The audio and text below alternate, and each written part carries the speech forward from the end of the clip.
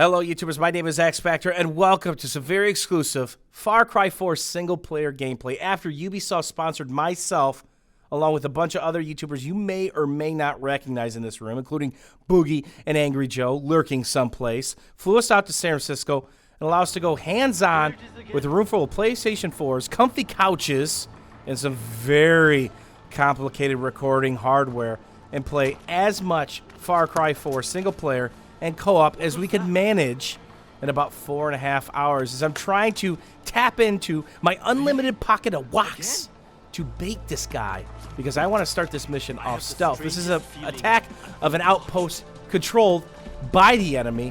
I really want to take this over because once I do, if I can do it successfully, it becomes a friendly outpost. That's a spot that you can actually quick travel to and from while using the map function, which is really handy because this map is absolutely massive. It is a very big open world. Then, of course, you can fill up on ammo, buy more weapons, trade things, and fill up all your gadgets and goodies. And this is an outpost where there's a lot of heavy body armor, and I'm simply not going to spray and pray with the AK this far away. It's just not going to be that effective. So I've got to change my line of sight, change my cover early and often, and try to make sure that these guys keep searching for me, and this probably would have been a really bad idea. I was trying to jump and throw this C4, but it really did not work out that way. But I'm going to need that, because this is probably the easiest way if you can't bait wildlife into the heavy targets. In this open world, there is a ton of wildlife that can hurt you very quickly, but also help you, which actually happens in this outpost attack at the very end. There's things such as hawks that might nab you and scrape you and take away your health. There are snakes that will jump out of the grass and bite you and give you a dot of damage over time, which can really mess you up if you're in the heat of battle.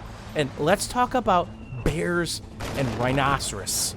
Do not even mess with them ever. But if there's one in the area, you could use some of your meat that you carry around once you refill it and bait animals into clumps of bad guys and watch them just tear stuff out as I taste the cold butt of his stock. And there is the EpiPen. You're going to see underneath the minimap I have 4 bars of health, which if I have EpiPens, that's a quick way to do it.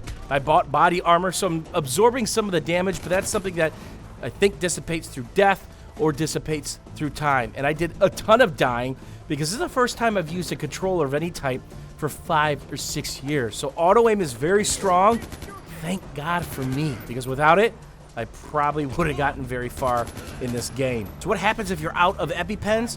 Well, in this massive open world, you see these green little plants on my mini-map. You collect 2 and you have another EpiPen. Well, what if you're out of those? As I'm trying to bait the super heavy guy into the sandwich, because that's the best way to kill him unless there's wildlife in the area, or you can sneak up and get the old knife out. So if you're out of EpiPens, you can still replenish your health 1 bar at a time, and it's very painful to watch, and it takes a while to do. You actually see your character fix your body. Let's see, he pulls up your hand, there's 2 nasty, gnarled, broken fingers. He'll straighten them out for you. You just gained 1 bar of health. Maybe you're being shot at by arrows. There's an arrow sticking out of your forearm. Crack it in half, push it through, pull it out. 1 bar of health is back. This is very time-consuming, and of course, it slows your character down.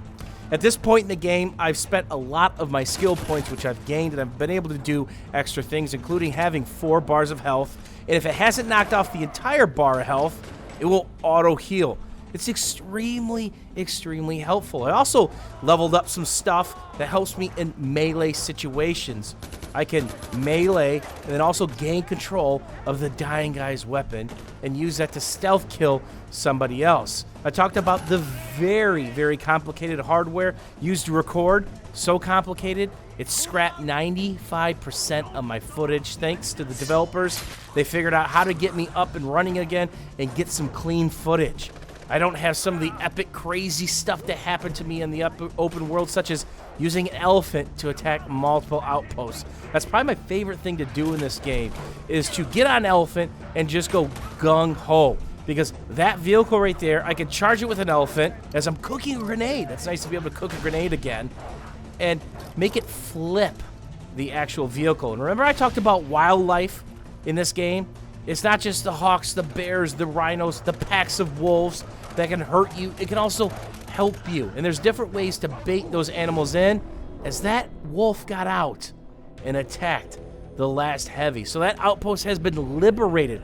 There's easy ways to do it, and there's hard ways. If I would have knocked out one of their call buttons for the reinforcements, I wouldn't have had to deal with the different ways. And he's just sitting there. And there you can see kind of the skill tree that's going on. Here's part of the map. That's just a blip of it. This thing is absolutely massive. Something else they did.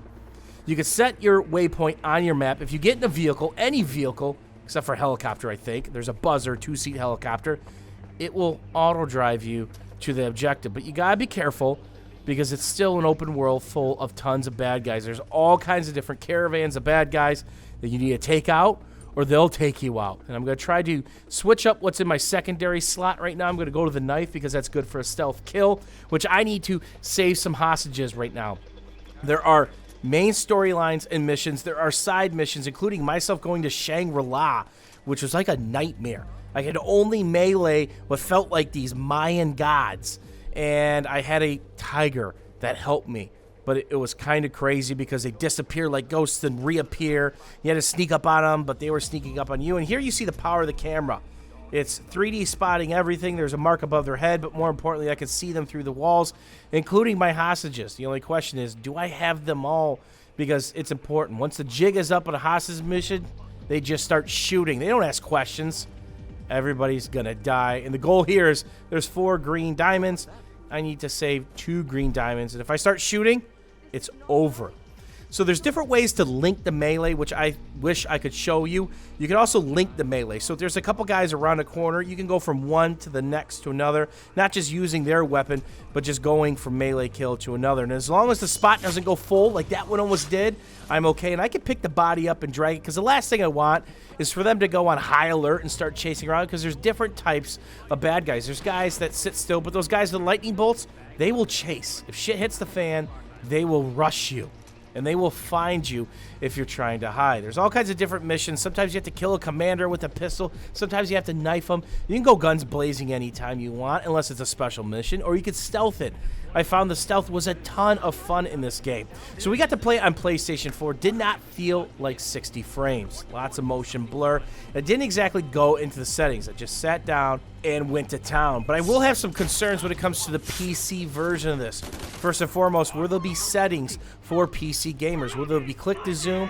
Will there be hold to zoom? Will there be different resolutions? Can I play this at 1080p and 120 FPS? If I have the hardware to do so, will it be buttery smooth? Those are some of the things that I'll be worrying about when the details start coming out for the PC version. And as you can see, the lightning bolt guy's going to town, and 2 hostages are being threatened. 2 are already dead. I've got to kill this guy, and I got lucky with the takedown. And watch this. It's a hostage running for his life, going parkour, and he's saved. 2 of 4. That's a success. So with the PlayStation 4 version, obviously you've seen me do quite a bit of button smashing right now because I'm simply not used to the controller. But everything was pretty simple to use. It was very clear-cut UI system between balancing between your skills, your crafting, your progress, the co-op, and the different things available, including the map where you can spot your different waypoints. And you can see here some of the missions have been highlighted, the Golden Path Camp, and some of the other stuff I've started looking for another outpost to attack, because once I figured out that my footage was zapped, I only had about 35 minutes to capture stuff before we had to take off, and I had to basically fly home. These outposts are an absolute blast. There's nothing more fun than getting on an elephant and going crazy in this game, or even stealthing a mission. There's a lot of variety, whether you're on the 2-seat helicopter variant, the buzzer, or if you're trying to knock down one of the enemy's caravan, or going for the highly guarded outposts, which get a lot harder based on what part of the map you're on. And there's an outpost master mode. You can challenge people to beat your score in taking out outposts, but be careful.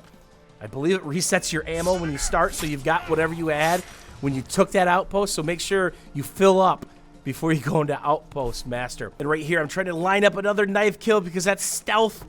And as long as they don't see the body, I'm okay. I'm trying to break that line of sight quickly. I had a ton of fun, and there is a ton of randomness in Far Cry 4 between the wildlife, the different missions, the side missions, as I eat the cold butt. Again, I've had enough of the butt, and I'm trying to melee as quick as possible and try to calm this fire before it gets out of control. I definitely will be picking this up for PC. I will have some concerns because I don't know the PC details. They have not been released, but this game was an absolute blast. I wish I could have played it a little bit more. And right there, I am a goner.